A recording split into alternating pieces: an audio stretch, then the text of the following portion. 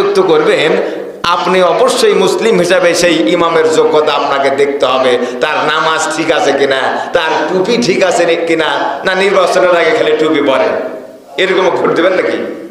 12 মাস যারা ইসলামের কাজ করবে তাদেরকে আপনি কি করবেন? সমর্থন করবেন।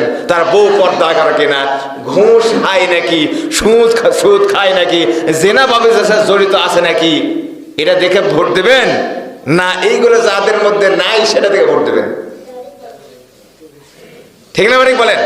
এই জন্য আপনাদেরকে কি করতে হবে, এই ইমাম নিয়োগ দেওয়ার ক্ষেত্রে, একটা মসজিদের ইমাম নিয়োগের ক্ষেত্রে যদি আপনি পা থেকে মাথা পর্যন্ত আপনি সব কিছু খুঁটিনাটি দেখেন, একটা থানার ইমাম যখন আপনারা নিয়োগ দেবেন তখন আপনাকে দেখতে হবে সে ইসলামের পক্ষে এই মাথা থেকে পা পর্যন্ত আসে না নেই, না মন খারাপ করলেন?